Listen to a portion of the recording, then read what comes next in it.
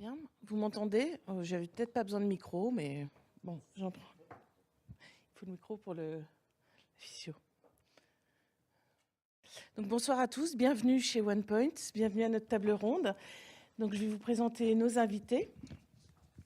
Donc nous avons en bout de table Antoine Scrémin, qui est directeur supply chain chez Le Sieur et qui a mis en place le chantier LGBT cette année en compagnie de son équipe RH et qui a été rôle modèle 2022 de l'autre cercle. À côté, nous avons Clémence Zamora-Cruz, qui est depuis 2 ans à la tête du programme Inclusion et égalité des chances de l'école 42 et qui a été pendant 7 ans porte-parole de l'Inter-LGBT. À côté de Clémence, nous avons Guillaume Semaine, responsable événementiel et engagement au sein de la banque d'affaires de BNP Paribas, mais également animateur du réseau BNP Pride de France et coordinateur des 22 réseaux mondiaux.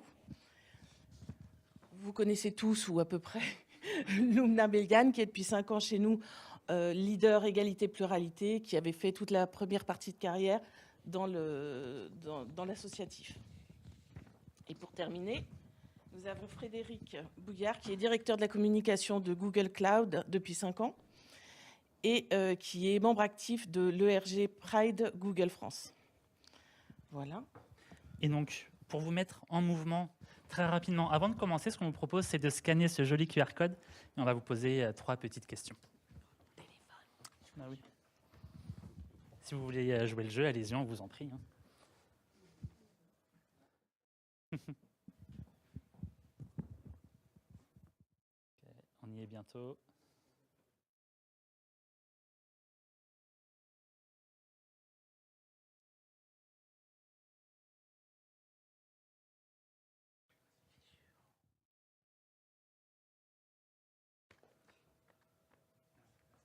Ok. Charlotte, c'est bon pour toi? Non. Ouais. Tu veux pas jouer? Oui, il faut attendre. On ne met pas du tout la pression à Charlotte. Ok, super, merci beaucoup. Hop.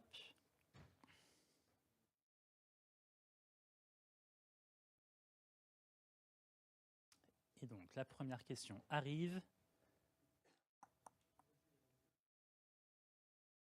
Combien de salariés se sentent appartenir à la diversité LGBT+.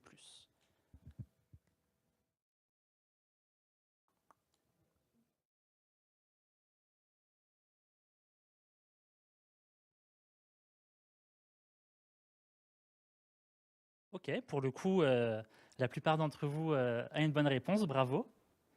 Hop. Donc, selon les sondages, c'est entre 9 et 11% de la population active qui se reconnaît en tant qu'LGBT+. Et bravo, Guillaume. Hop. Deuxième question. Combien de personnes LGBT+ ont déjà volontairement évité de faire référence au sexe de leur conjoint ou conjointe au travail? 30%, 50%, 60% ou 70%? Ok. Entre 60 et 70%, effectivement, c'est 70%, c'est quand même une grosse proportion. Abeline, tu veux en dire un mot? Oui, alors moi je voulais rajouter qu'aujourd'hui 50% des personnes ne sont pas visibles sur leur milieu professionnel et plus particulièrement les femmes qui ne sont visibles qu'à 18%. Hop, on passe ça. Et du coup, la dernière question. Combien de personnes LGBT+ ont fait l'objet d'une agression LGBT-phobe en 2022? 20%, 30%, 40% ou 50%? Qui triche là devant. Ouais, et pourtant, c'est les speakers qui trichent. Ça ne va pas du tout. Bon, on y arrive bientôt. 2 petites secondes. Non, pour le coup, vous avez été un peu plus négatif que ce qu'est la réalité pour le coup, heureusement. On est à 30% de personnes qui ont été victimes un jour ou l'autre d'une agression LGBT-phobe en 2022. À savoir que ce chiffre a augmenté de 4% depuis 2020. Donc, est-ce qu'il y en a qui en déclarent plus? Est-ce qu'il y a plus d'actes homophobes? Ce qui est clair, c'est qu'aujourd'hui, il y a quelque chose à faire. carton, on veut juste voir le gagnant. Bravo Guillaume, pour le coup, qui est resté premier. Vous avez perdu mon écran, mais le premier est Guillaume, le deuxième est AI, je ne sais pas qui c'est, mais... Ah bah c'est bon. Al, pardon. Eh ben bravo Alice. Et en troisième, Juliette, félicitations.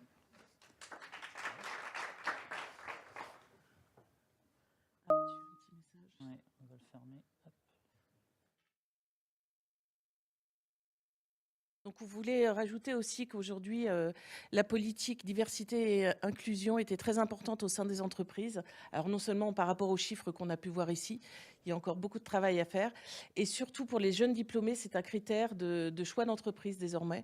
Donc, ça, il faut en tenir compte. Et c'est donc important de s'engager sur le sujet. Merci beaucoup, Abeline. Frédéric, vous travaillez dans une entreprise qui a la réputation d'être très internationale et très ouverte. Est-ce que vous pouvez nous expliquer pourquoi est-ce que Google Cloud s'engage sur le sujet? Ce sera mieux. Ça marche, merci. Effectivement. Bonsoir à toutes et tous. Donc, effectivement, je travaille au sein de Google, qui, paraît-il, est internationale et ouverte. En fait, il y a plusieurs raisons. C'est que d'une part, c'est une entreprise qui est très très large, qui concerne, qui est utilisée par un très grand nombre de personnes à travers le monde, et elle se doit de refléter ses utilisateurs. Donc, ces utilisateurs sont divers. L'entreprise est forcément et nécessairement diverse. L'autre point, ce sont les valeurs de l'entreprise. On a des valeurs qui tournent autour du respect de la personne et des collaborateurs, des personnes avec lesquelles on travaille et des utilisateurs. Là aussi, ça suppose de reconnaître la diversité et ça peut être un principe, mais ça doit être aussi une réalité. Et le dernier point, très pragmatiquement, l'entreprise comme l'école d'ailleurs, ou l'administration, c'est le lieu où on passe 8 heures plus par jour et à peu près quand même la plupart de son temps éveillé. L'idée, c'est aussi de prendre en compte la diversité ou les diversités pour les reconnaître. Merci beaucoup Frédéric d'avoir ouvert le bal des témoignages ce soir. Antoine, est-ce que vous souhaitez compléter? Pourquoi le SUR s'est engagé dans cette démarche? J'ai un peu favorisé cet engagement et tout est parti, mais de manière très simple et très humble, de mon expérience personnelle, de mon parcours de visibilité professionnelle qui a été très très tardive, alors que dans ma vie privée, j'étais moi-même depuis très très longtemps. Et au bout de ce chemin qui a été très classique, mensonge sur le genre de mon compagnon, dissimulation, omission, au bout d'un moment, je ne me sentais plus du tout moi-même, je me sentais complètement effacé et j'ai dit stop. Et à partir du moment où j'ai enfin franchi le pas, je me suis dit mais que puis-je faire de manière très simple, très concrète, pour que tous les collaborateurs de Le Sieur puissent ne pas vivre mon expérience. Et je me suis forgé pendant tout ce parcours la conviction qu'un cadre bienveillant, qu'un cadre explicitement inclusif était un des moyens de l'affirmation de soi dans le monde professionnel. Et c'est pour ça que j'ai profité de cette conviction pour la porter au niveau du comité de direction et engager Le Sieur. Et ça s'intégrait à un moment parfait pour la société et pour le groupe, avec une raison d'être qui venait d'être dévoilée, un engagement très fort sur la construction l'engagement sur un collectif et l'inclusion, et vraiment surfer sur cette vague-là pour changer la culture de la boîte. Effectivement, on comprend bien qu'un cadre doit être posé pour bien permettre l'inclusion, pour le coup, de tout le monde. Guillaume, justement, vous avez une expérience sur le lancement et sur l'animation de communautés LGBT+, en France et à l'international. Est-ce que vous pouvez nous en parler un petit peu? Oui, bien sûr. Alors, donc, moi, j'ai fondé le réseau BNP Paribas Pride au Canada en 2017. Donc on peut se dire que c'est quelque chose qui se fait de manière assez simple, puisque le Canada et Montréal en particulier sont une ville et un pays qui sont assez inclusifs. Et en fait, quand je suis arrivé là-bas, je me suis rendu compte que j'étais le seul ouvertement gay sur le plateau. Et je me suis dit, mais tiens, c'est pas normal, je dois pas être le seul. Et quand on est comme ça, on se pose la question et on se dit, mais est-ce que je suis le seul ou est-ce qu'il y en a d'autres? Et surtout, est-ce que je peux en parler ou est-ce que ça va me jouer des tours? Je me souviens, je suis allé voir les RH à ce moment-là et je leur dis... il y a un réseau Pride qui existe chez BNP Paribas. Pourquoi est-ce qu'on ne l'a pas au Canada? Et pourquoi est-ce que tout le monde se cache? Et ils m'ont dit, mais on attendait que quelqu'un en fait, prenne l'initiative pour lancer le réseau, parce qu'ils ont dit que c'est quelque chose qui doit venir des employés. Donc voilà, donc c'est comme ça que ça s'est fait. Donc comme quoi le pays et la culture ne jouent pas forcément. Et en France, pourquoi BNP Paribas s'est engagé sur le sujet? Le réseau Pride a été créé en 2009, donc au UK, ensuite en 2010 aux États-Unis. Donc, comme d'habitude, on a une avance des pays anglo-saxons sur les sujets. Et puis 2013, débat sur le mariage pour tous, assez houleux en France, comme vous le savez. Et donc, la direction de BNP Paribas s'est dit il faut qu'on fasse quelque chose pour protéger nos collaborateurs et pour partager nos valeurs. De l'autre côté, il y avait les collaborateurs BNP Paribas qui disaient il y a un réseau Pride qui existe dans d'autres pays, il y a d'autres entreprises qui commencent à réfléchir là-dessus, donc il faut qu'on se lance. Et en fait, ça a été ces deux pistes de réflexion en même temps qui ont fait que la direction générale a décidé de signer la charte de l'autre cercle en 2015 et a proposé aux collaborateurs qui ont voulu s'engager de lancer le réseau Pride. Et ce qui était important et la chose qui était assez forte, c'est que dans ce contexte politique compliqué, ce qu'il faut avoir en tête, c'est que le DG de BNP Paribas, le DRH de BNP Paribas et la responsable diversité et inclusion ont chacun reçu 10 000 mails d'insultes pour essayer de les dissuader et les empêcher de travailler pour faire en sorte qu'ils ne signent pas cette charte et que le réseau Pride ne soit pas créé. Donc le jour où le réseau a été créé, il y avait un camion blindé devant le bâtiment, pour vous donner un petit peu le contexte. L'auditorium était plein à craquer puisque tout le monde voulait y assister. Et en fait, le DG a posé des mots assez forts en disant l'homophobie et la transphobie n'ont pas leur place et n'auront jamais leur place chez BNP Paribas. Ça pose le cadre. Et derrière, il a rappelé qu'il y avait un code de conduite et puis que voilà, les valeurs du groupe, c'était la diversité, c'était l'inclusion et que si les clients n'étaient pas contents, nous, on ne voulait pas forcément avoir ces clients chez nous. Donc voilà, donc c'est comme ça que ça s'est passé chez nous. Merci beaucoup pour ce beau témoignage. On aura l'occasion d'y revenir très, très bientôt. Clémence, vous intervenez un petit peu plus tôt pour le coup sur la chaîne, on va dire, sur l'histoire des personnes, parce que vous travaillez dans une école. Est-ce que vous pouvez nous dire un petit peu comment est-ce que vous, par rapport à des entreprises peut-être, vous adressez le sujet? Alors, donc, les programmes d'inclusion et d'égalité des chances est né il y a 2 ans, quand je suis arrivée à 42. Et évidemment, il y a plein de gens qui se posent la question, mais pourquoi dans ces programmes d'inclusion et d'égalité des chances, il y a un accompagnement aussi des personnes LGBT? Et en fait, la réponse est très simple, parce qu'on doit lutter contre les discriminations de façon égalitaire, en fait. Donc, on doit faire front à toutes sortes de discriminations. Et sur la question de l'inclusion des personnes LGBT dans les entreprises, nous, on travaille en amont, parce qu'on est une école qui forme les talents. Donc, ça veut dire que ces talents vont s'investir sur le marché du travail. Tout à l'heure, vous avez donné un chiffre sur le choix des diplômés pour une entreprise qui est inclusive. Ben, nous, on forme déjà nos talents, en fait. Et en amont, en fait, la question se pose, c'est pourquoi il y a beaucoup de personnes LGBT qui viennent à l'école 42 sans diplôme? Et la réponse est très simple, en fait, parce que en raison de la discrimination qu'ils subissent au quotidien dans les écoles, dans le système scolaire en général, il y en a beaucoup qui quittent le système scolaire très tôt. Et nous, ce qu'on fait à l'école 42, c'est de les accompagner, premièrement pour leur proposer un futur, en fait, pour qu'ils dessinent leur futur. Et une fois qu'ils ont les moyens pour aller sur le marché du travail, l'investir. Et ce sont les talents qui vont aller dans les entreprises et aussi qui vont parler de l'inclusion de façon très naturelle par leurs compétences. Voilà comment on travaille à l'école 42. Effectivement, ce que vous mettez en avant, notamment la notion de confiance, est très importante dans l'environnement. On comprend bien qu'il y a des personnes qui ne poursuivent pas les études comme ils le voudraient à cause de cette raison-là, mais c'est aussi la même chose finalement en entreprise, on va le voir dans quelques minutes. Donc effectivement, c'est important de s'engager. Et du coup, on continue le bal et on termine par Lumna. OnePoint s'engage sur le sujet, évidemment, on en est d'ailleurs l'incarnation ce soir. Et plus on communique d'ailleurs, plus le cercle du collectif LGBT de OnePoint s'élargit, et ça on en est très très content. Est-ce que tu peux nous expliquer pourquoi est-ce qu'on le fait? Parce que ça fait maintenant quelques années. Alors oui, ça fait quelques années, puisque je crois, si je ne dis pas de bêtises, on a signé la charte de l'association L'Autre Cercle, la charte LGBT en entreprise de l'association L'Autre Cercle en 2019. Mais en réalité, c'est un sujet qui était déjà, ça faisait partie de notre ADN, c'est-à-dire qu'on ne peut pas prétendre expliquer qu'on accompagne nos clients dans leur transformation et nous-mêmes ne pas être capable de se dire on a une forme de responsabilité à l'égard de tous nos talents, qu'ils soient femmes, hommes, situation de handicap, d'origine réelle ou supposée. Vraiment, ça fait partie de notre ADN Et donc, c'était important pour nous, et d'autant plus quand je pense qu'il y a eu une prise de conscience de la part de la direction, et en particulier de notre président fondateur, David Layani.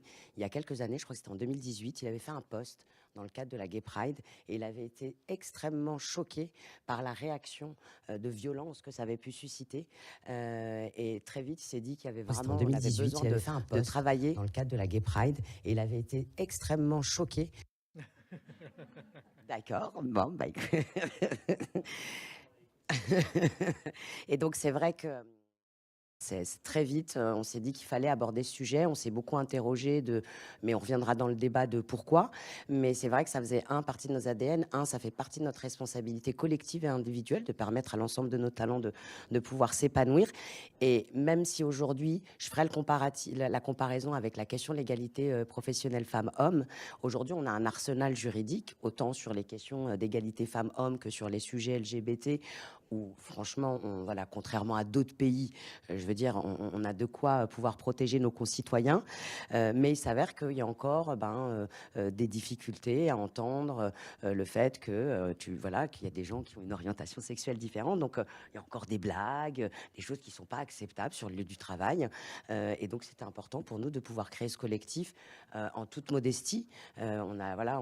On avance petit à petit, mais c'est vrai que voilà, c'était important pour nous de participer à la construction de ce monde meilleur où chacun, par son talent, par son expertise, puisse rayonner dans l'entreprise sans se sentir victime de discrimination. Et je crois que c'est tout ce qui nous anime tous et tout autour de cette table.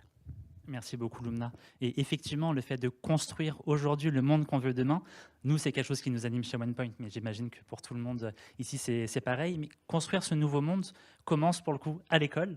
Et donc, Clémence, est-ce que vous pouvez, on revient vers vous, nous raconter un petit peu ce que vous faites concrètement pour vos étudiants et étudiantes? Alors, comme je l'ai dit, nous, on accompagne des personnes LGBT. Évidemment, quand on est une personne LGBT et qu'on fait son coming out jeune, les risques de se faire agresser, de subir de l'harcèlement sont encore très grands. Et donc, du coup, il y en a certains qui, soit ils quittent le système scolaire, d'autres, ça va plus loin, c'est plus dramatique puisqu'ils sont même éjectés de leur famille. Et c'est la raison pour laquelle on a un partenariat avec le refuge, avec cette association, on travaille main dans la main pour justement proposer une formation à ces jeunes qui ont dû quitter le système scolaire. Dans le programme, en fait, ils vont faire le même programme que tous les autres. La seule chose qui change, en fait, c'est l'accompagnement. On va les accompagner vers la résilience, on va les accompagner pour reprendre force, se remotiver, et reprendre confiance, pas seulement dans la société, mais aussi envers eux-mêmes. Parce que souvent, lorsqu'on est broyé par l'intolérance, lorsqu'on est broyé par l'homophobie, lorsqu'on est broyé par la lesbophobie, la transphobie, et donc on perd aussi foi en soi, en fait. On se pose la question, est-ce que c'est à cause de moi, en fait? Et non, donc on les emmène justement à la résilience, on les amène à prendre la main de leur destin, et tout passe par un accompagnement qui est respectueux, qui est individualisé et dans lequel on va les accompagner dans la réussite. On les accompagne premièrement pour les identifier, ensuite on les accompagne pendant toute la formation et on les accompagne jusqu'à l'insertion professionnelle. Tout à l'heure, on a parlé de faire le choix de l'entreprise, mais on les accompagne aussi. Merci Clémence. Alors Antoine, pour venir vers vous, vous êtes en début d'aventure chez Le Sieur. Est-ce que vous pouvez nous dire un petit peu ce que vous avez pu commencer à mettre en place? Bon, la bonne nouvelle, c'est que des leviers, il y en a beaucoup pour avancer sur le sujet. L'enjeu, c'est juste de les activer au bon moment et de réussir à les activer ensemble. On parle de changement de culture. Donc, la première étape, c'était de s'assurer du soutien de la direction. Et donc, il y a eu une étape un peu en sous-marin, mais qui a été assez longue pour s'assurer du soutien indéfectible de tout le comité de direction. Et ça, derrière, c'est un des facteurs de succès. Le deuxième, on a choisi, j'en ai déjà un peu parlé, l'angle du témoignage, parce que pour nous, c'était important que ce soit une démarche spontanée, une démarche incarnée, et qu'on ne puisse pas être taxé de pinkwashing, vraiment qu'on ait l'authenticité qui transparaisse vraiment dans la démarche. Et donc là, j'ai pris mon bâton de pèlerin, j'ai mis mes tripes sur la table et j'ai fait ce que je ne fais jamais, parler de moi pendant un petit moment devant 200 personnes. C'était assez angoissant en amont, mais tellement libérateur. Troisième élément, le symbole. Et donc, on en a déjà parlé à plusieurs reprises, donc la signature de la charte d'engagement de l'autre cercle, avec quelque chose qu'on a découvert, c'est la force de l'engagement par rapport à la force de réalisation. On n'est pas 100% conforme. En même temps, on a 3 ans pour le faire maintenant dans la nouvelle politique de la charte. Mais poser ce symbole, poser la volonté pour les collaborateurs, c'est extrêmement puissant. La puissance de l'engagement. J'ai aussi la chance d'être entouré, et il y en a une partie dans la salle, par un groupe qui travaille sur le sujet, avec de nombreux alliés, en plus de leurs fonctions et de leurs agendas déjà très, très chargés. Deux bénéfices, des gens qui sont très motivés pour porter la démarche et qui font que ça avance et qui amènent toutes leurs idées et leur volonté de faire bouger les choses, et le fait d'avoir beaucoup d'alliés qui permet de éviter la taxation de communautarisme qui est quand même là, il faut se le dire. Et enfin, on a vraiment la chance d'avoir en France des associations comme l'Autre Cercle. On a eu un cas très concret et qui s'est présenté très rapidement, mais qui était merveilleux en termes de témoignages, qui était accompagner la première collaboratrice du groupe qui souhaitait faire une transition de genre. Et là, sans les ressources, sans les guides de l'Autre Cercle, franchement, ça aurait été très, très compliqué. Et là, un grand merci à l'association pour tout ce qu'elle fait dans la production éditoriale et les ressources qu'elle donne aux entreprises. Merci. A contrario, Guillaume, vous qui avez plusieurs années d'expérience, quelles sont les actions qui peuvent être encore mises en place aujourd'hui et qu'est-ce qui a changé ? Alors, pour le réseau BNP Paribas Pride, je vais plutôt prendre cet angle-là et faire le parallèle avec l'émission des RH. Donc, on a vraiment 3 angles d'action. Déjà, ça va être des conférences de sensibilisation auprès des collaborateurs. Et comme tu disais, on va essayer de toujours garder les alliés dans la boucle. Toujours faire en sorte que le sujet soit le plus large possible pour qu'on puisse inclure tous les collaborateurs et toutes les collaboratrices. C'est la base. Par exemple, on parle de être LGBT au travail, être parent de LGBT, être LGBT et parent, et par exemple prendre un témoignage d'un enfant de collaborateur qui a vécu dans une famille recomposée LGBT, pour essayer de casser un peu les stéréotypes qu'il peut y avoir et faire en sorte que derrière les gens puissent changer d'avis, si possible, si jamais ils avaient un avis négatif, ou en tout cas qu'ils comprennent un peu les sujets. Le deuxième type d'action qu'on va avoir, c'est de l'accompagnement des RH sur les sujets LGBT+. Donc ça va être par exemple autour d'une transition, ça va être former des managers, discuter avec eux, discuter avec des collaborateurs pour les former sur ces sujets et faire en sorte qu'ils n'utilisent pas de mauvais mots, donc qu'ils ne mégenrent pas la personne et qu'ils sachent comment se comporter si jamais ils ont des questions. Ça va être de l'accompagnement au niveau des RH puisque même s'il y a des lignes anonymes ou si les collaborateurs devraient tous se sentir libres de pouvoir parler à leur RH, parfois, le fait d'avoir un réseau Pride, ça permet de contourner un peu cette voie-là et d'en parler d'abord de manière un peu plus non officielle. Et c'est quelque chose qui aide beaucoup. On va avoir aussi des actions de visibilité. Et donc là, ça va être soit via les rôles modèles de l'autre cercle, donc promouvoir des personnes chez BNP Paribas qui agissent en tant qu'alliés ou en tant qu'LGBT pour faire avancer ces sujets-là. La petite histoire, c'est qu'on entend souvent parler de collaborateurs qui ont un coming out qui s'est mal passé.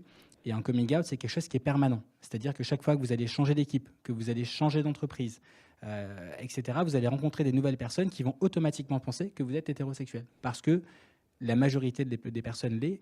Et donc, les personnes doivent se sentir libres de le faire. Et donc, donner des rôles modèles en entreprise, c'est leur montrer que c'est possible d'être out et d'avoir une bonne carrière. Donc ça, on essaye de le faire et on essaye de faire tout le temps changer les visages qui prennent la parole pour qu'ils se rendent compte que ce n'est pas juste une personne qui a réussi sa carrière, mais qu'il y en a plein. Et puis dernièrement, on essaye surtout aussi de faire des actions de visibilité donc sur les réseaux sociaux. Donc je ne sais pas si vous suivez la page BNP Paribas Pride sur LinkedIn, mais n'hésitez pas à regarder ce qu'on fait. Et puis on essaye d'inspirer aussi d'autres entreprises en fait en partageant des bonnes pratiques. Et souvent ça marche bien. On a des entreprises qui nous contactent en disant on a vu que vous avez fait ça. Comment est-ce que ça a été perçu? Comment est-ce que ça a été reçu? Et comment est-ce qu'on peut le mettre en place nous de notre côté? Donc voilà en gros tout ce qu'on essaye de faire avec le réseau Pride Pour l'instant, ça marche pas trop mal. On a à peu près 1000 membres en France et on a plus de 4000 membres dans le monde. Et on est présent dans 30 pays. Donc voilà, ça tourne plutôt pas mal. Merci beaucoup. Frédéric, est-ce que vous pouvez nous en dire plus sur les actions de visibilité et d'accompagnement chez Google? Oui, absolument. Et en fait, je vais rejoindre et conforter, confirmer ce que chacune et chacun a dit. Chez Google, et je parle de Google en France, pas forcément Google dans le monde, il y a effectivement d'une part le travail de cadre avec les ressources humaines et de s'assurer que tant au niveau de la mutuelle que des processus, que de l'accompagnement et la formation des managers, tout est en place pour que les personnes LGBT soient à l'aise et puissent travailler et être elles-mêmes sans aucune gêne, sans aucun problème. Ça, c'est le premier point. C'est de travailler également avec la direction, parce que c'est effectivement très, très fort. Quand on a un dirigeant, un président, un directeur général qui dit « c'est OK d'être gay, c'est pas OK d'être homophobe ». Et ça, c'est hyper important. On a la chance d'avoir un président chez Google France qui est un vrai allié, qui intervient lors de la journée du coming out, qui n'hésite pas à embarquer une grande partie de son comité de direction sur le char à la Marche des Fiertés. Donc cette année, il n'y a pas de char, donc ce sera plus compliqué.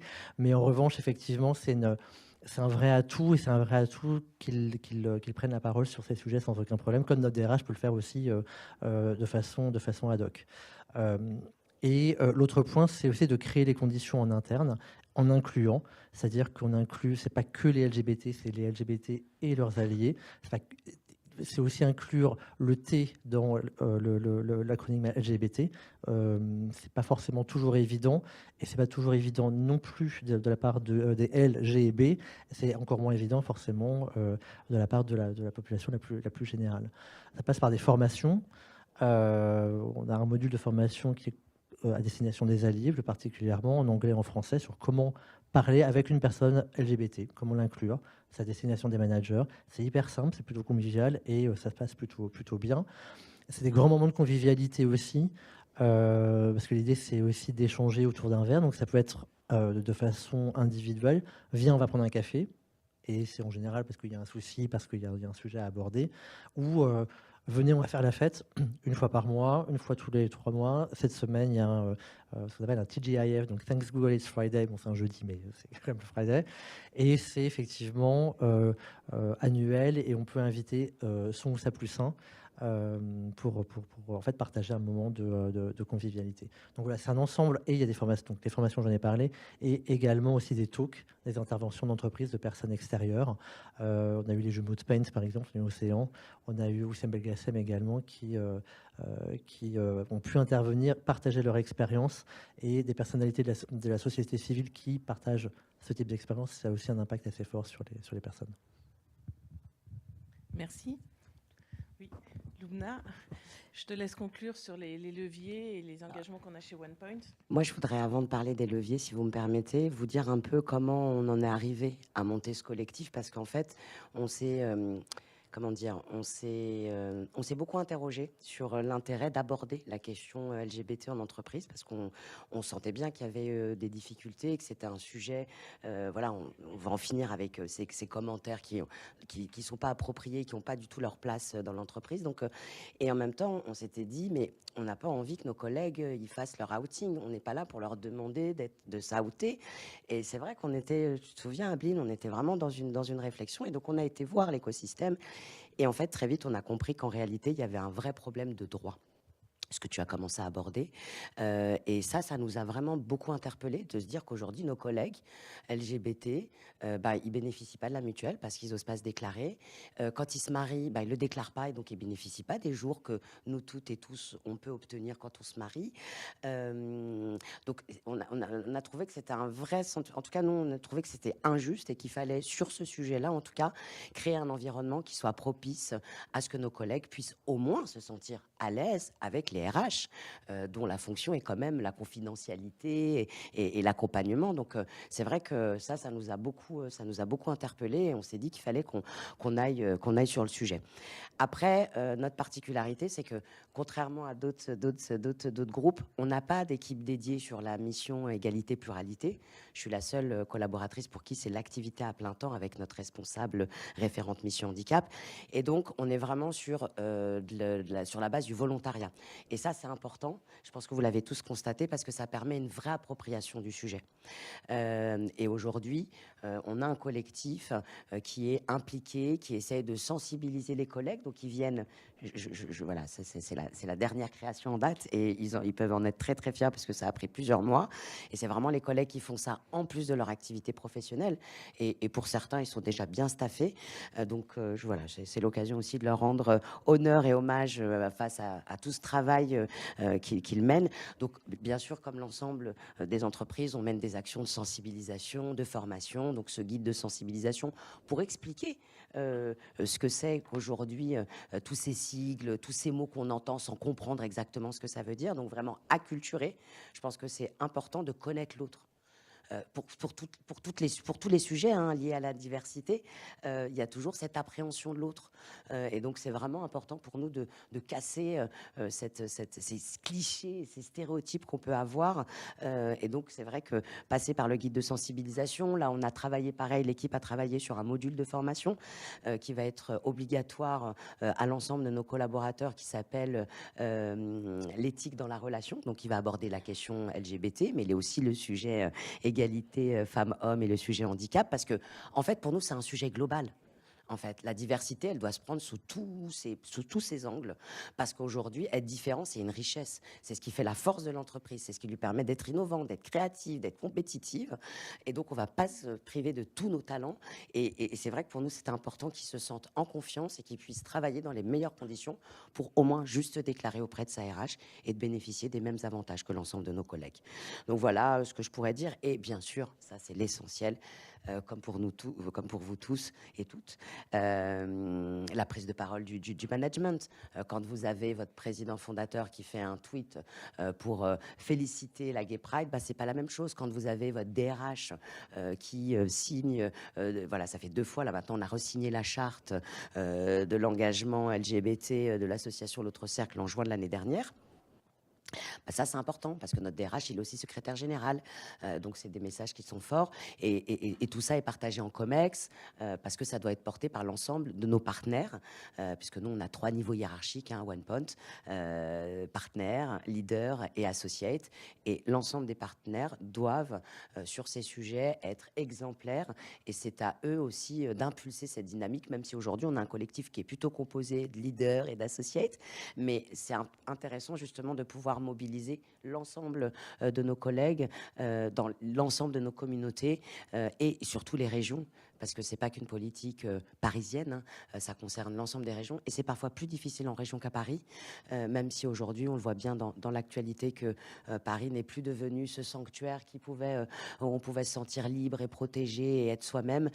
Donc c'est vrai qu'il y a aussi une responsabilité humaine parce qu'on est, voilà, on va pas se mentir, les actes homophobes augmentent et c'est pas parce que vous êtes dans l'entreprise que ces sujets n'existent pas. Pendant longtemps, on s'est dit, attendez, vous gardez vos problèmes devant la porte de l'entreprise et puis vous devenez une espèce de personne complètement neutre.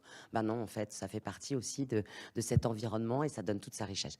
Je fais court parce qu'il y a d'autres questions et je vais me faire engueuler. Non, c'est bon. On est C'était dans les super temps. intéressant pour le coup. Merci beaucoup, Lumna.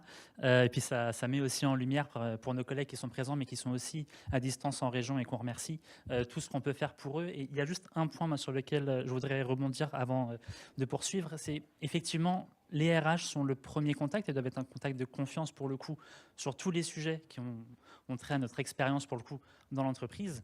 Ce sujet-là, c'est quand même un sujet assez particulier qui peut se faire comment dire, ça se fait sur un temps long. Parfois, il y a beaucoup de questions, parfois très personnelles pour le coup, qui se posent, parfois beaucoup plus administratives. Mais ce qui est aussi important de rappeler, et c'est le cas pour le coup des différentes entreprises qui mettent en place des collectifs LGBT internes, c'est qu'on est aussi un contact pour le coup. S'il y a des questions, s'il y a des sujets qu'on souhaite aborder, on est aussi là pour ça. Et c'est aussi pour ça que c'est important de visibiliser pour le coup tant les actions qui sont faites que les personnes qui sont derrière. Parce qu'on n'est pas RH, on est consultant, leader, fonction support comme tout le monde, mais on est aussi là pour le coup pour écouter et pour accompagner.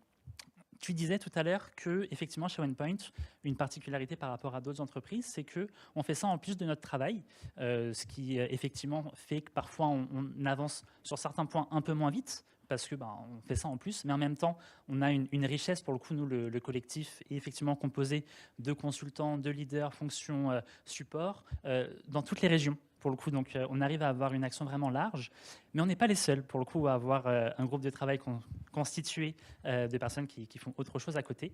Antoine, vous, chez Le Sieur, c'est la même chose. Est-ce que vous pouvez nous en dire un mot? Comment est-ce que ça se passe? Et est-ce que vous rencontrez d'autres freins en plus de celui-ci?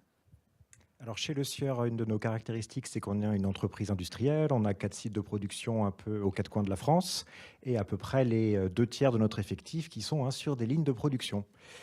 Et donc l'ambition, elle est vraiment de permettre à tous les collaborateurs de pouvoir être pleinement soi-même dans leur environnement professionnel. Donc là, on a fait la partie facile, on a parlé aux collaborateurs du siège, ça c'est fait. En revanche, comment on s'assure que n'importe quel collaborateur, opérateur sur une ligne de production, il ait la même liberté? Ça, c'est un vrai enjeu et on va être transparent, on n'y est pas encore. On a travaillé main dans la main avec les partenaires sociaux depuis le début. On leur a proposé qu'il y ait un référent LGBT+. Donc pour l'instant, le premier fait partie du siège, mais on aurait l'ambition qu'il y en ait un au niveau de chaque site. Et on va retrouver la notion de relais de proximité, qui est un pendant du collectif, mais là avec le côté élu, et qui a une autre dimension du dialogue social et qui peut être très complémentaire. Nous, on l'a dit tout à l'heure, on est en début de démarche. Donc, une des difficultés au début, c'est de savoir par où commencer, parce que le chantier est énorme et on veut bien faire. On a vraiment envie que les choses bougent. Et c'est là où ça peut être un frein à l'action. Et ça, on l'a vécu. Donc maintenant, on est dans la phase où il faut se redynamiser un peu. Ça, c'est le deuxième écueil. Et le troisième écueil, on l'a quand même déjà pas mal évoqué. Équipe de volontaires, équipe très engagée, équipe très motivée et qui veut faire bouger les lignes, mais qui fait ça donc en plus. Et au-delà de la dimension des ressources humaines, la sanctuarisation de ressources financières pour être capable d'avoir un plan d'activation qui soit vraiment intéressant et qui permette vraiment de délivrer les résultats qu'on espère. Si on poursuit à nouveau le chemin, on revient vers toi, Guillaume, qui, pour le coup, chez BNP Paribas, vous avez entamé la démarche il y a un petit peu plus longtemps, que ce soit en France ou aussi dans d'autres pays. Est-ce que tu peux nous dire, est-ce que les difficultés qui peuvent parfois être rencontrées sont les mêmes, ou est-ce qu'au contraire, avec le temps, ça évolue? Alors, les difficultés, il y en a plusieurs.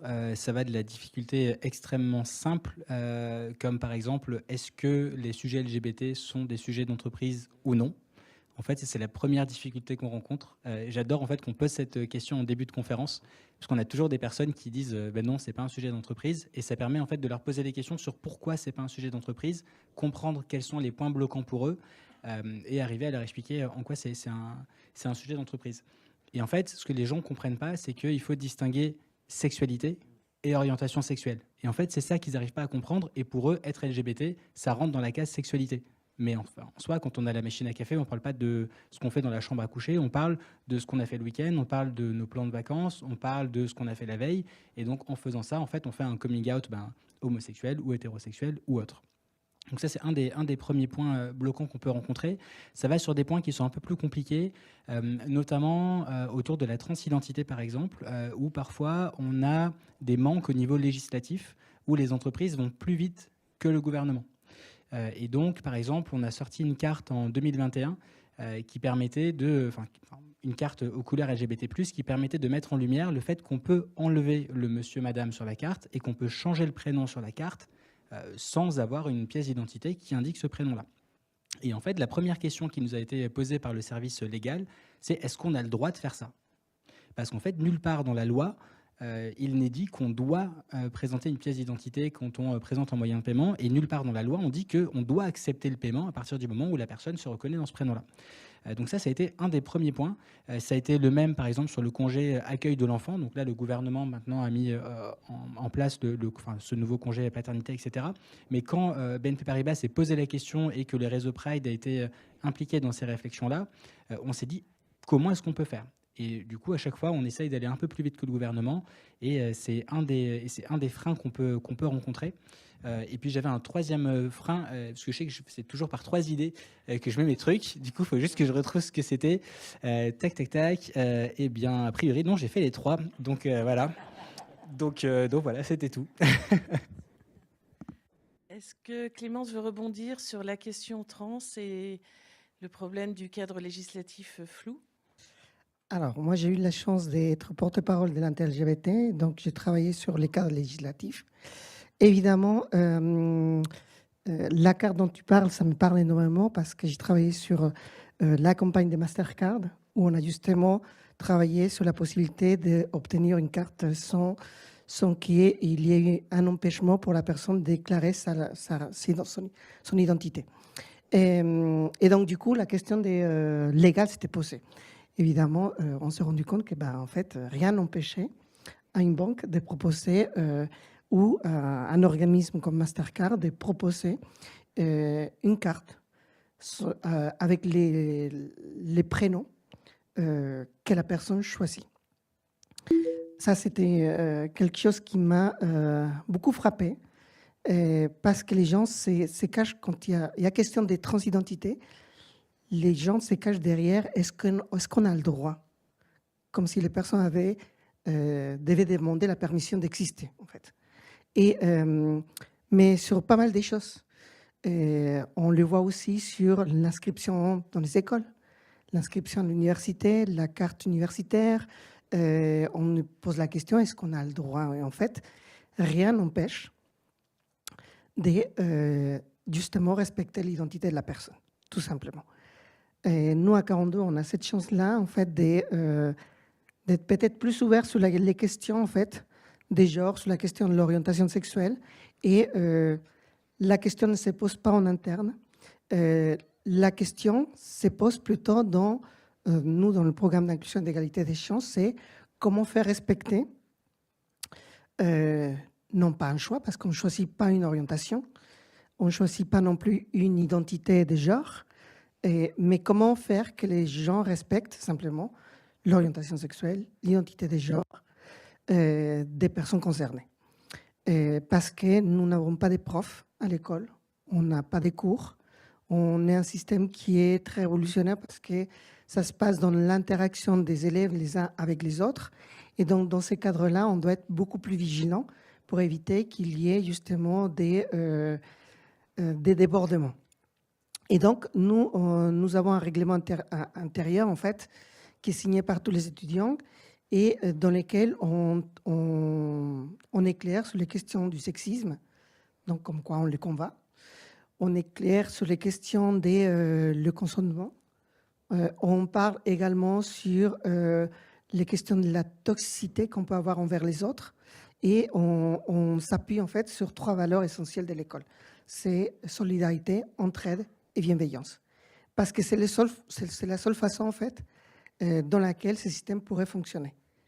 Peu importe que la personne soit LGBT ou pas. Peu importe que la personne soit porteuse d'un handicap visible ou invisible. Peu importe que la personne soit une femme cisgenre ou une femme trans.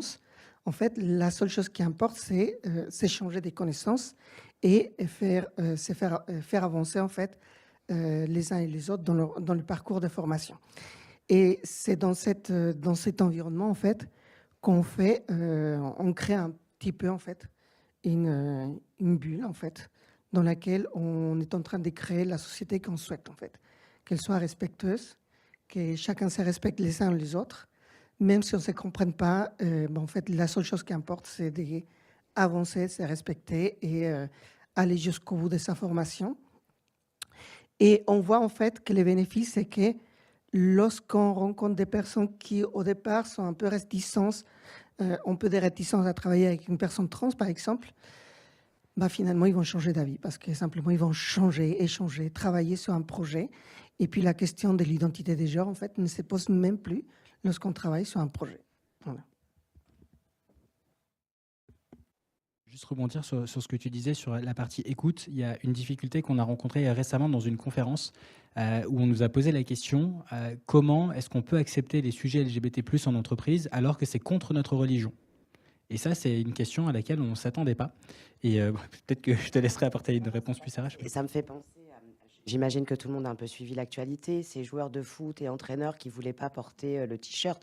Le problème, c'est que, alors, dans cette situation, c'est qu'on n'a pas fait le travail de sensibilisation. On ne peut pas demander à des joueurs de foot de dire, attends, bon, bah là, c'est le mois des fiertés. En fait, tu vas porter le t-shirt. Et en fait, c'est hyper contre-productif. Et moi, ça m'a mis dans une colère. C'est pour ça que ça m'a fait penser à cette initiative en me disant, mais oh là là, c'est comme si on reprenait 10 ans en arrière, quoi. Il y a besoin de faire de la pédagogie. Il y a besoin d'expliquer les choses. Donc oui, il y a des gens qui peuvent avoir des réactions tout de suite très vives. Mais en effet, quand tu commences un peu à les sensibiliser, quand tu leur apprends à faire le pas de côté, bah, ils se disent, bah ouais, en fait, moi, je travaille super bien avec cette personne, ça se passe très bien. En fait, bah non. Mais c'est vrai qu'il y a tout ce travail de sensibilisation et c'est pas simple parce qu'aujourd'hui, on a envie d'aller plus vite. Et on se dit, bah, il suffit juste de mettre un logo LGBT, un petit t-shirt, et puis finalement, voilà, ça va le faire. C'est aussi un gage à l'extérieur en termes de communication. Mais en fait, non, ça suffit pas. Et en fait, ça cristallise et ça fait l'effet inverse. Et donc ça, c'est hyper dangereux. Je vais rebondir également. En fait, on a parlé de droit, mais finalement, le glaive dessus, et pour répondre à ces remarques, c'est simplement la loi. L'homophobie, c'est répréhensible, c'est au pénal, au même titre, et très justement, que l'antisémitisme, le racisme, etc. etc. Donc, c'est pas un choix, c'est une obligation. Point. La loi, c'est la loi, on est tous égaux devant, heureusement. Bon, on arrive déjà à la fin de cette table ronde. Est-ce qu'on peut prendre quelques... Je ne sais pas si vous avez des questions.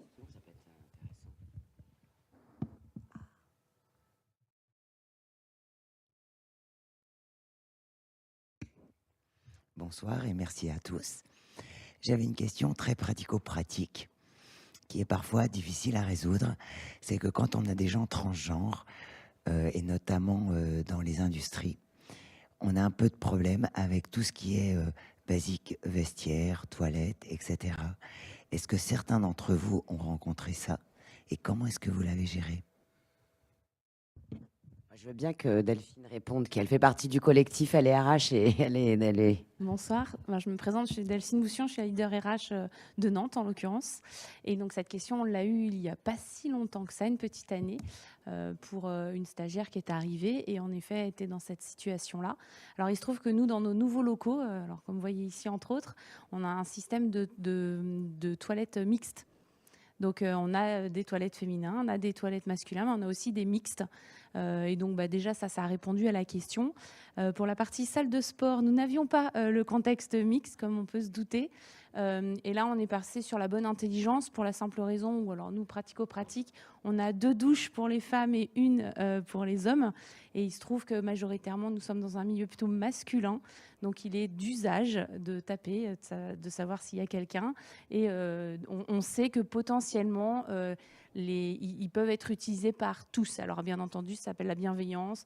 On frappe, on demande aux collègues, on regarde dans l'environnement. Et encore une fois, nos douches, on peut faire toute sa petite vie derrière une porte. Il n'y a pas besoin de se balader, je tiens à préciser.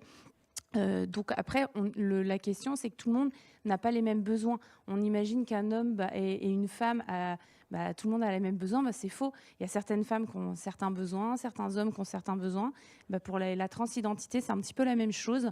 En l'occurrence, moi, cette personne m'avait demandé, on a un système de distribution de protection hygiénique pour nos femmes. Dans le cadre d'une transition, on peut avoir des traitements qui font qu'il y a aussi ce type de besoin. Donc là, on ne l'a pas encore fait, mais c'est en cours pour pouvoir le mettre aussi dans les toilettes mixtes. Donc on s'adapte en fait au jour le jour aux situations Encore une fois, il se trouve que cette personne, en plus, aujourd'hui, fait partie du collectif aussi, en tout cas en côté OnePoint. Mais voilà, c'est des situations... Ça fait longtemps qu'on travaille sur ce sujet. Nous, sur Nantes, ça fait 4 ans. On travaille en l'occurrence avec l'autre cercle Pays de la Loire. Et j'avoue que quand la question s'est posée, on a beau avoir comment dire, toutes les bonnes volontés du monde, à vouloir trop en faire, parfois on peut être même contre-productif. Donc nous, en l'occurrence, c'est Jean-Luc qui est notre référent chez l'autre cercle à Nantes, voilà, qui nous a sensibilisés. On a sensibilisé aussi le management, parce que la personne était stagiaire, elle est devenue CDI, s'assurer que voilà, le contexte s'est fait. Et finalement, ce qui est plutôt bien, c'est que la personne est arrivée stagiaire avec des collègues qui ne se sont pas posés de questions. Et le fait que moins que les personnes se posent des questions, les autres ne s'en posent pas. Et puis ça devient voilà, même plus une question. Mais l'idée, c'est d'être à l'écoute, j'ai envie de dire. On s'adapte au jour le jour. Je ne suis pas à l'abri d'avoir d'autres questions différentes. Et encore une fois, d'avoir des référents spécialistes dans le sujet nous aide beaucoup.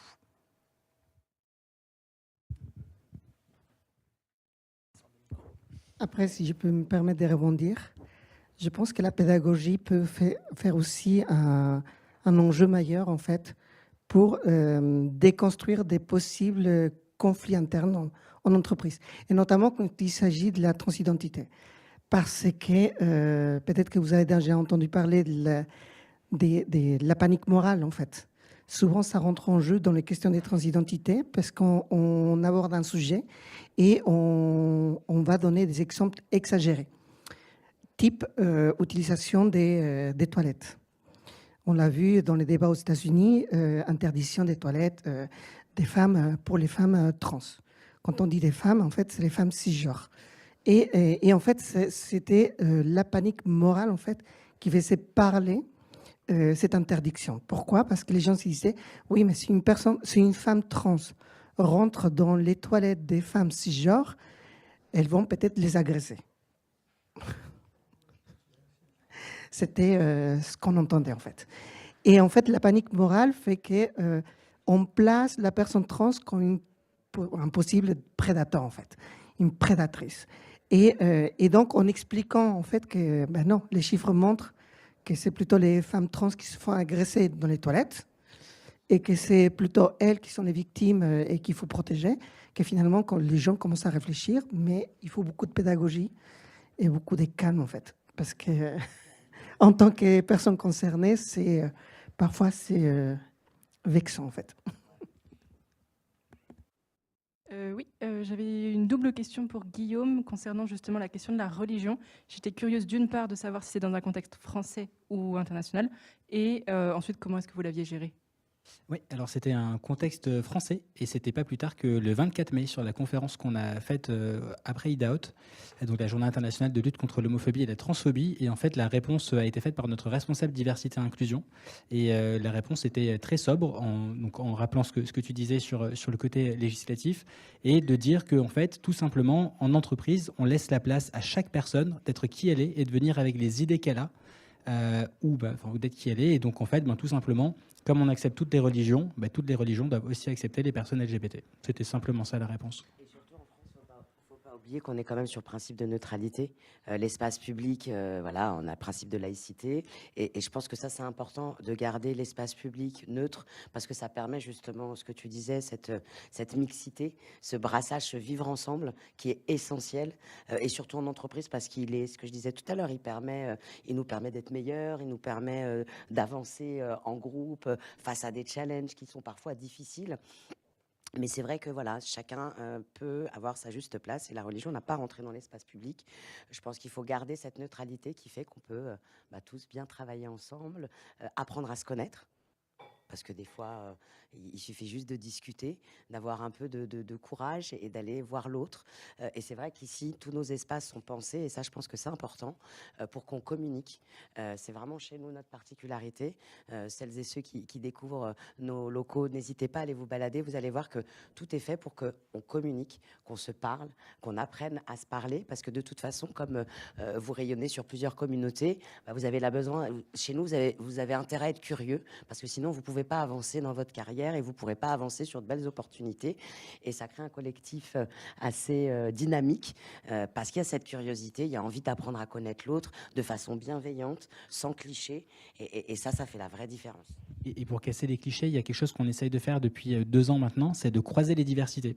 C'est-à-dire que je disais qu'on essaye d'ouvrir au LGBT, mais surtout on essaye de faire des conférences avec nos autres réseaux d'entreprises. Donc typiquement, on a fait une conférence, alors c'est marrant parce que c'était quelques mois avant celle-là, sur le fait de avoir une couleur de peau différente, couleur de peau et LGBT. C'était le titre de la conférence. Et donc, du coup, on a croisé un petit peu aussi avec l'aspect religion qui est venu implicitement dans la conversation.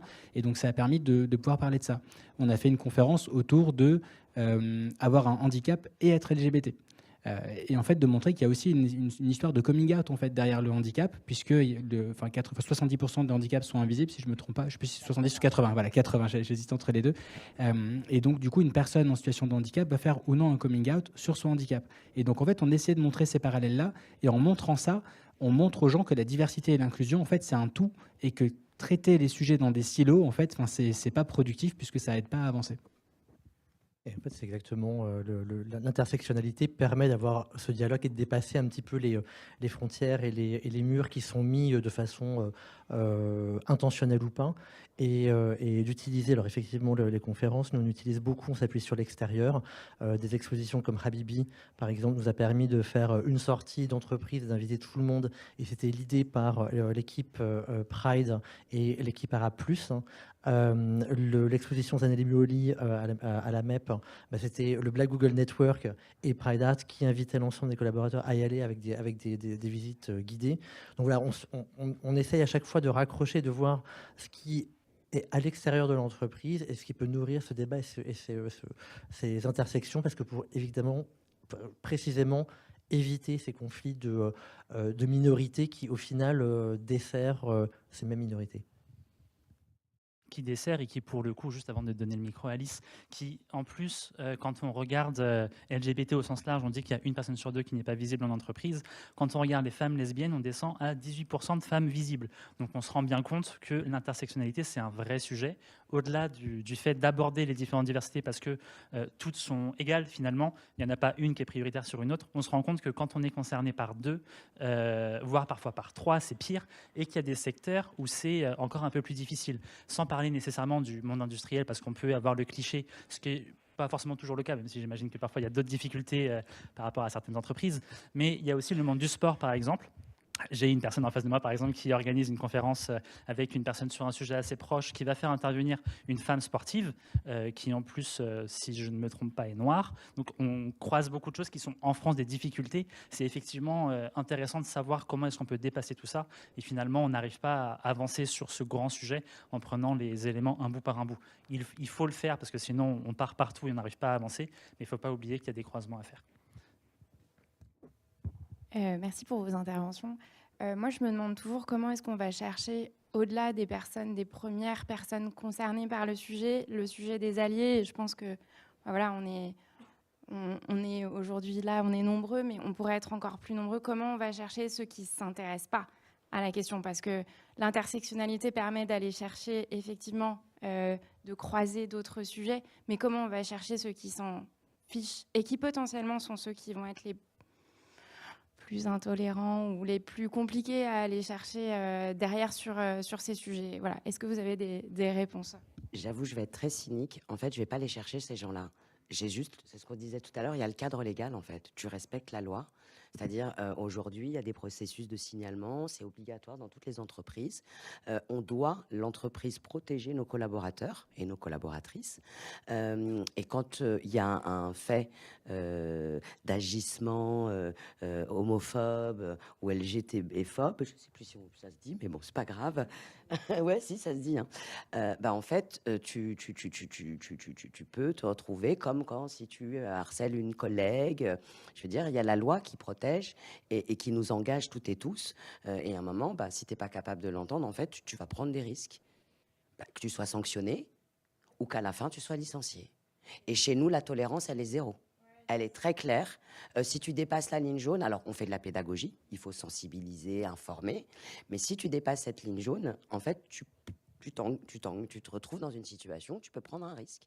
Un risque soit d'avoir un avertissement ou un autre avertissement, ou d'être licencié. Parce que l'entreprise, si elle réagit pas, elle se met aussi elle se met en faute.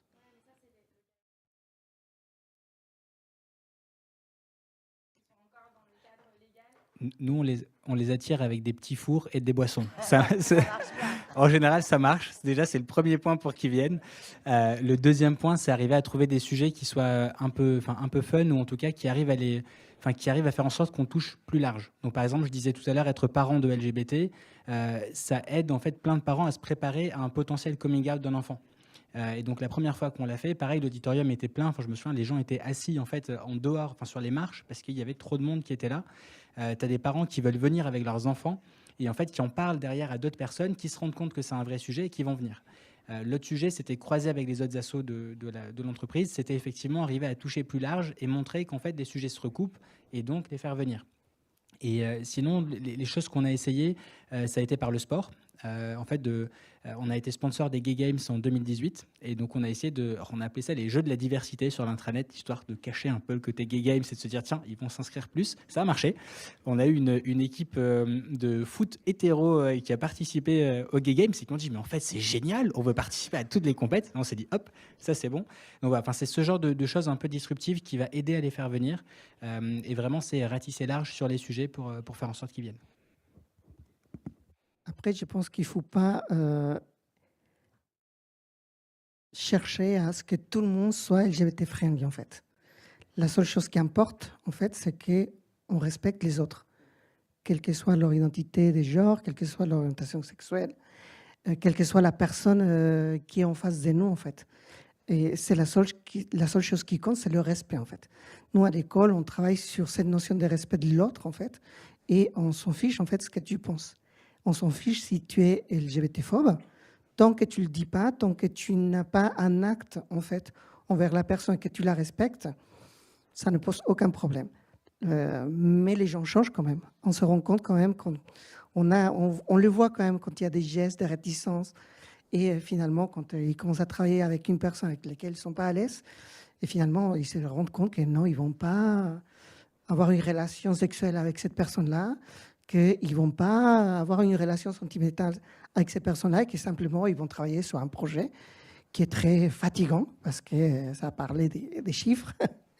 Et donc, du coup, en fait, finalement, ils se rendent compte que la question d'orientation sexuelle, la question d'identité des genres, en fait, n'a pas sa place là, en fait. Est-ce qu'il y a deux dernières questions? Allez, on est là pour ça. M'excuse, je suis arrivé avec 10 minutes de retard. J'ai une question sur le fond, parce qu'on parle de loi. Vous avez dit, Lumna, vous avez parlé de l'Ayani, l'incident de 2018. Est-ce que vous ne croyez pas que ce qui est fondamental, parce que ça fait 18 ans que je travaille sur les enjeux du handicap, eh bien, c'est vraiment la posture des dirigeants. L'équipe dirigeante doit être absolument exemplaire sur tous ces sujets. Et donc, la tolérance zéro, elle se vit également. C'est pour ça que je dis, c'est très bien de parler de la loi, mais je pense que ça vient d'en haut et puis après ça perfuse. On était tous d'accord, hein, ça faisait partie justement des premières interventions sur quels sont les leviers. Et en effet, si on n'a pas la direction, ça ne marche pas.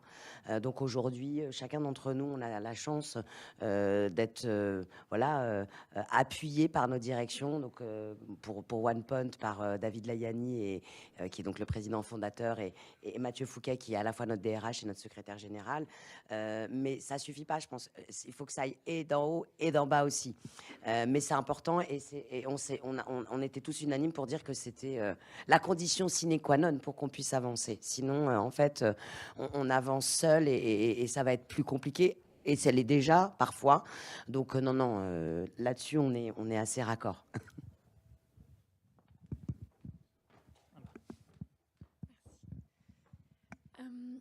Moi, ce qui m'intéresserait, c'est de savoir aussi sur les modalités de sensibilisation.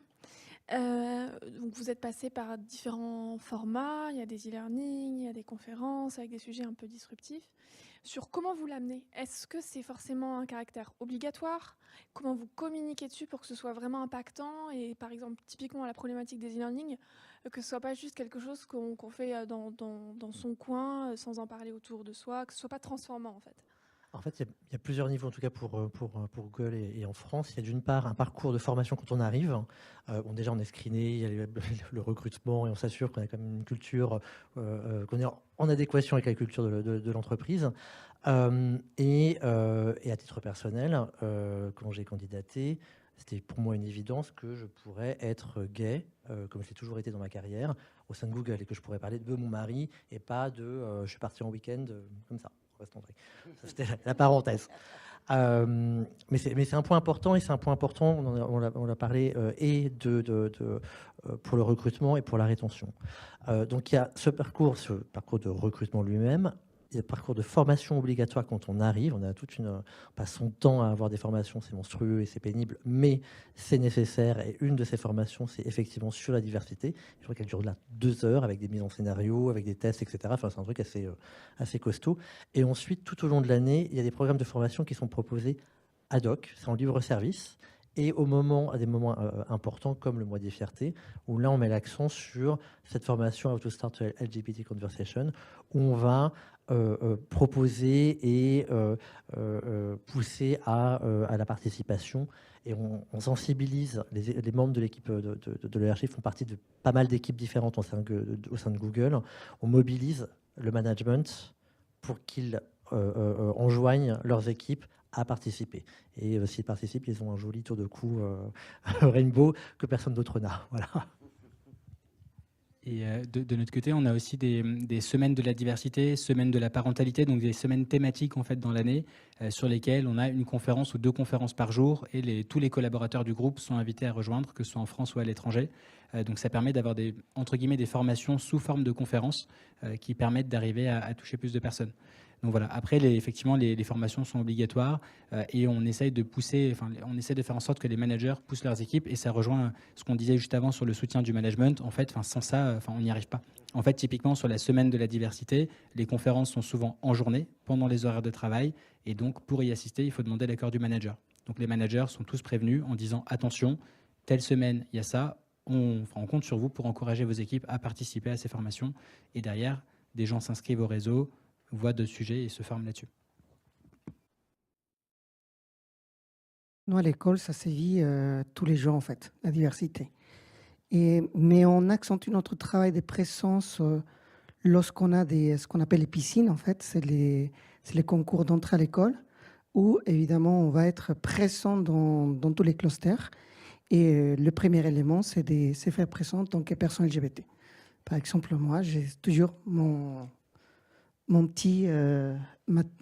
petite carte, en fait, qui montre les couleurs de l'arc-en-ciel. Hein. Je m'affiche en tant que staff. Il y a sur mon dos staff. Et les gens se posent la question, mais qui c'est? Et quand ils se rendent compte que c'est la responsable du programme d'inclusion et d'égalité des chances, en fait, il y en a certains qui, plus tard, quand ils deviennent étudiants, et ils viennent m'en parler d'eux-mêmes, en fait, me raconter leur histoire. Et souvent, ils ont déjà passé par le stade de raconter leur histoire à leurs camarades. Voilà. Donc, nous, on favorise, en fait, que l'échange des connaissances techniques passe aussi par un échange humain. Et si je peux rajouter, effectivement, tu mentionnais la carte et de voir l'arc-en-ciel.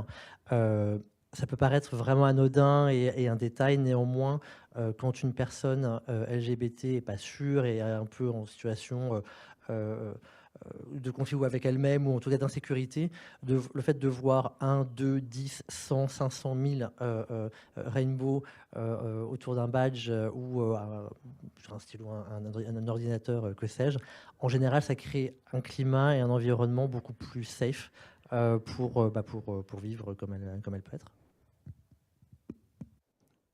Bonjour, bonsoir même.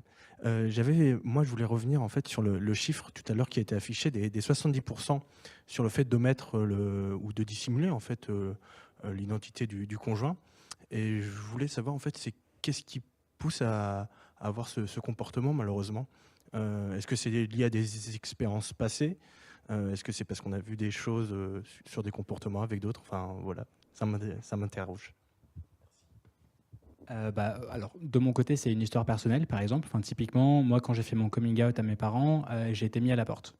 Donc, en fait, quand derrière, tu arrives en école, quand tu arrives à l'université, en entreprise, en fait, tu te poses toujours la question de te dire, j'ai vécu le rejet une fois, est-ce que je ne vais pas le revivre une deuxième fois?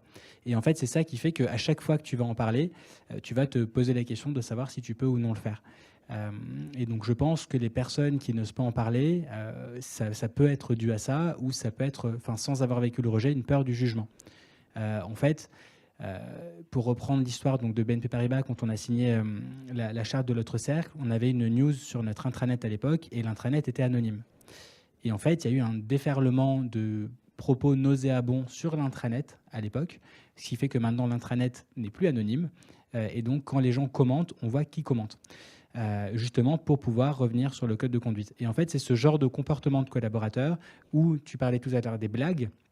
Quand on entend des blagues sur « Ah, ben tiens, on n'est pas des PD ou machin », ben en fait, la personne, tout simplement, elle va se dire « Tiens, peut-être que cette personne est homophobe, et si je parle de mon conjoint, derrière, potentiellement, on va m'assigner un stéréotype, on va se dire que je suis moins productif, ou au contraire, on va faire des blagues sur moi, ça va parler dans mon dos. » Ça peut être typiquement quand tu marches et tu entends « Ah tiens, tu penses que lui, il a une copine, ou tu penses qu'il est gay parce qu'il fait quand même un peu efféminé ?» Paf, derrière, tu te dis « Bon, ben là, lui, je ne lui en parle pas. » Donc voilà, en fait, c'est toutes ces petites choses qui parfois paraissent insignifiantes pour d'autres personnes, mais qui en fait, quand tu le vis, tu te rends compte que... je vais prendre un parallèle. Est-ce qu'il y a des gauchers dans la salle ou des gauchères? Bon, voilà. Tu vois les paires de ciseaux, typiquement, elles sont faites pour les droitiers. On t'apprend toujours, tout est fait pour les droitiers. Et en fait, quand tu es LGBT, tu te rends compte que la société, en fait, elle est faite pour les hétéros et pas forcément pour les gauches, et pas pour les gays, enfin, pour les LGBT. Et elle est faite pour les cisgenres, exactement. Et donc, en fait, c'est tout ça qui permet de se rendre compte qu'il y a des choses insignifiantes qui parfois ont une vraie portée. Oui, non, mais ce que je voulais dire, c'est te montrer comment tu peux parfois sentir que les choses ne sont pas faites pour toi. Et donc, quand tu vois que les choses ne sont pas faites pour toi et que tu les vis différemment, mais qu'en plus, ça peut avoir un impact, quand tu vois des agressions LGBT-phobes à la télé, quand tu entends des insultes, etc. Tu vois, une fois, je me baladais dans la rue, je tenais la main de mon compagnon, et puis on me dit pourquoi tu tiens la main de ton pote? Remarque de la personne lambda qui passe dans la rue. Tu lui réponds même pas parce que du coup tu te dis tiens, peut-être que je vais me faire casser la tête derrière. Tu vois, c'est ce genre de choses en fait toutes bêtes qui fait que derrière parfois tu te poses la question en entreprise. Les dire ou pas les dire, ça c'est différent pour les personnes trans en fait, parce que nous on est tout de suite repérés. Alors il y a les personnes trans, je vais dire comme moi, qui font leur coming out jeune et qui commencent une transition jeune. Et dans ces cas-là, donc, il va falloir se battre tous les jours, en fait, pour rester scolarisé.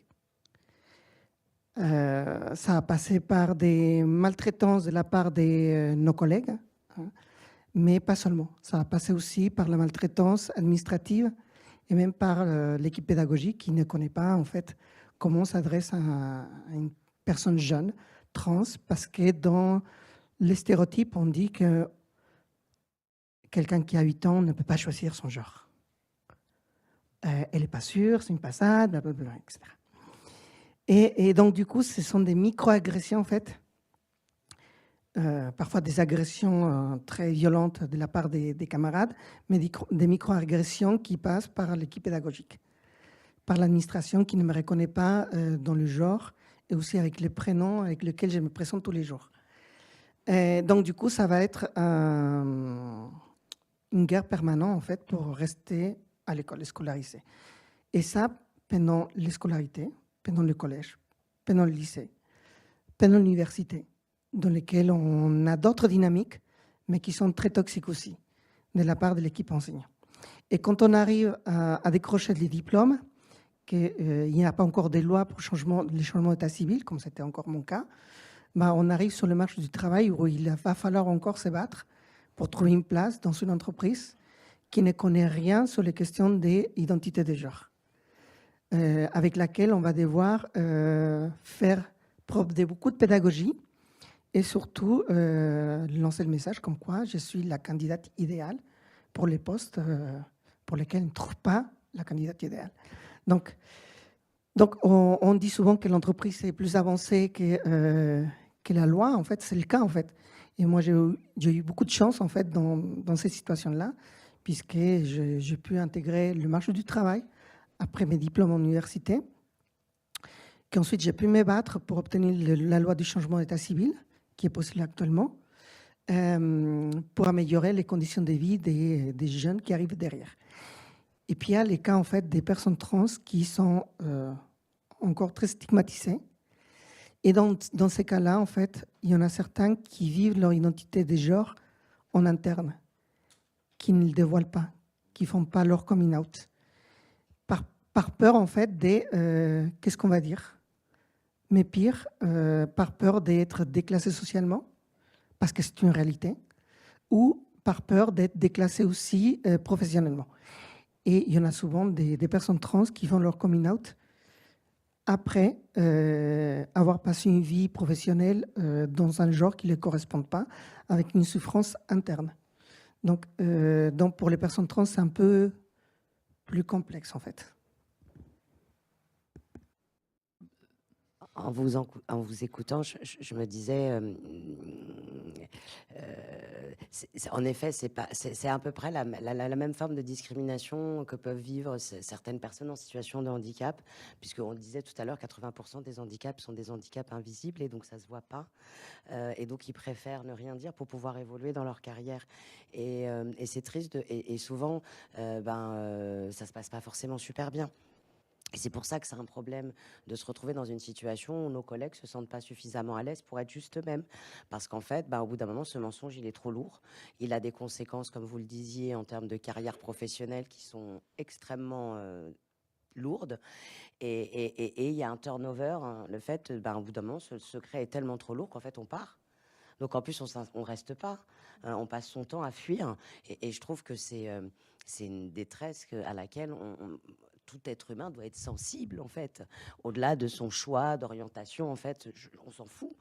Et donc, c'est vrai que ça a un impact sur la carrière. Et donc, forcément, c'est des choses qu'on ne dit pas, comme pour les personnes en situation de handicap. Donc, j'espère qu'en tout cas, ce type d'initiative, et c'était tout l'intérêt de pouvoir organiser ce genre de conférence à une période particulière, qui est quand même le mois des fiertés, rappelons-le, qui est un moment où on est censé célébrer, communier et surtout continuer à essayer d'obtenir des avancées. C'est important de pouvoir raconter aussi cette réalité que vous venez de décrire, pour se dire comment moi, en tant qu'être humain, je peux être insensible à ce que j'entends, en fait. Comment c'est possible ? Je veux dire, sinon, en fait, alors ça peut paraître naïf tout ça, mais en fait, si on n'arrive pas à avoir cette empathie, cette sensibilité, en fait, on est perdu. Donc, j'espère que, en tout cas, voilà, ça va permettre de faire avancer le sujet et d'entendre vos témoignages. C'est fort parce que c'est pas, voilà, on n'a pas toujours envie de parler de soi. C'est pas toujours évident, et donc c'est courageux. En tout cas, merci. Il faut porter la voix aussi. Juste un dernier point par rapport à votre question sur pourquoi est-ce qu'on n'en parle pas. Moi, mon expérience personnelle, j'ai pas du tout vécu la même chose et pour le coup, j'en suis bien heureux. Moi, je l'ai toujours. J'ai jamais eu le sentiment de me prendre sur une remarque, d'avoir été discriminé ou quoi que ce soit. Et pour autant, jusqu'à il y a, j'ai envie de dire 2 ou 3 ans, j'en parlais pas. Parce que c'est mon cheminement personnel. J'ai longtemps fréquenté des femmes, jusqu'à il y a quelques années. En parallèle, parfois, je fréquentais des hommes pour tester. Au final, bon, c'était pas trop ça. En fait, je recommençais parce que, en fait, pourquoi pas. Aujourd'hui, je vis avec un homme et je suis très bien. Mais c'est chacun son cheminement. On ne doit pas se forcer. Moi, j'ai travaillé dans une entreprise avant. Pendant un certain temps, on était une quinzaine. On était 5 hommes. Il y avait 2 personnes qui étaient ouvertement gays. Moi, quand on me demandait si j'étais en couple, oui, mais je ne genrerais pas la personne avec qui j'étais. Pas par crainte, parce que là, pour le coup, on était bien entourés. C'était très safe comme environnement, mais parce que je n'avais pas envie d'en parler simplement. Alors, est-ce que c'est une question de confiance? Est-ce que c'est une question d'envie, de cheminement? Je ne sais pas, mais en tout cas, je ne voulais pas et je ne l'ai pas fait. En arrivant chez OnePoint, c'est un petit peu plus d'1 an, j'en ai parlé. Alors oui, je me sentais en confiance, sinon je ne l'aurais pas fait. Mais aussi parce qu'à un moment, c'est moi, aujourd'hui, je suis prêt. Si les gens ne sont pas d'accord, j'irai ailleurs. Donc, ce que je veux dire, c'est que évidemment, il y a malheureusement beaucoup de gens qui le vivent pas bien, qui vivent des moments de rejet, que ce soit des rejets purs, comme vous avez pu en témoigner, en tout cas durs. Parfois, c'est juste des mots qui viennent et qui peuvent se faire comment dire, se remettre en question, se remettre en question et se poser des questions, mais est-ce qu'on est normal finalement? Et juste le mot normal veut bien dire quelque chose. Encore une fois, on n'a pas choisi. Je pense qu'un certain nombre de personnes, s'ils avaient le choix, n'auraient pas forcément fait celui-ci, parce que se sentir exclu de la société, c'est pas un choix, il faut quand même le comprendre. Mais à côté de ça, tous ceux qui n'en parlent pas ne sont pas forcément rejetés à un moment ou à un autre. C'est chacun son cheminement, et on ne peut pas dire à quelqu'un « Oh mais c'est bon, tu peux me le dire ». Bah ouais, mais en fait, si moi je veux pas te le dire, tu peux me mettre en confiance autant que tu veux, je ne veux pas, je ne le ferai pas. Voilà. Il y a juste peut-être ça, voilà, ces différentes réalités qu'il faut qu'on partage, quand c'est parfois positif, quand c'est parfois négatif aussi, pour que tout le monde puisse bien comprendre. Ce que je vous propose, c'est qu'on passe à une dernière question, juste avant la conclusion, et après, il y avait une question juste là-bas. Par contre, après, on a un cocktail, on pourra manger, boire un verre ensemble si vous voulez, et comme ça, on pourra continuer à en discuter. Merci beaucoup pour vos partages. Ma question, je pense que vous avez commencé à en parler, je veux insister dessus un peu, c'est concrètement, au-delà d'avoir un environnement safe pour que les personnes puissent venir parler à l'équipe, parler au RH quand ils ont des soucis, c'est comment, est-ce que vous avez des retours d'expérience sur comment faire pour aller identifier les signaux faibles, identifier quand des personnes ne vont pas bien, quand des personnes font sans discriminer, même de manière pas claire, par exemple dans des process d'évolution de carrière, ou des process de je te donne pas ce projet, je te donne un autre parce que je t'aime pas, parce que des choses comme ça. Comment vous faites pour aller concrètement et remonter ça si les personnes ne viennent pas? C'est une excellente question, et j'en profite pendant que Clémence réactive son micro. Il y a un chiffre qui est intéressant aussi à avoir en tête, c'est qu'en moyenne, les personnes LGBT qui ne sont pas out ou visibles au travail restent 2 ou 3 ans dans une entreprise. Donc ça, c'est la conséquence. Quand on en arrive là, c'est trop tard. Vous êtes un petit peu en amont, mais il y a ça aussi à avoir en tête pour le coup. En tout cas, on a besoin de relais en plus du management et des RH. Il y a eu plusieurs dispositifs qui ont été évoqués, les réseaux Pride, et ça, je laisserai mes collègues en témoigner. Moi, j'évoquerai en plus la partie relations sociales et le rôle des partenaires sociaux, qui sont vraiment des professionnels du coup pour capter tous les signaux faibles de l'entreprise, y compris cela, mais avec de la pédagogie et de l'accompagnement, en tout cas pour le fait qu'ils se sentent armés pour pouvoir les adresser, et qu'ils aient des interlocuteurs au sein de l'entreprise vers lesquels ils puissent se retourner en confiance pour commencer à nouer le dialogue et agir. Et effectivement, ça fait partie du rôle aussi de l'ERG, du réseau Pride, d'être disponible et d'écouter et de faire remonter ce type d'informations. Ensuite, il y a effectivement les systèmes d'alerte, le téléphone rouge, le fil bleu, vous le nommez comme vous voulez. On a l'acronyme chez Google, c'est Go/Say Something.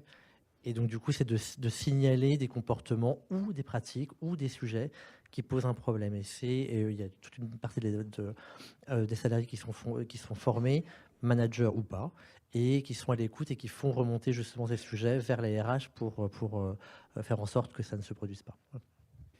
Et après, sur la partie identification des signaux faibles, on a notamment chez BNP Paribas, et j'imagine dans d'autres entreprises, des sondages sur la qualité de vie au travail. On a un sondage qui s'appelle le Pulse chez nous, qui permet de prendre la température sur le niveau de stress au travail, sur comment ça se passe avec le management, est-ce que les employés sont satisfaits ou non des initiatives liées à la diversité et à l'inclusion.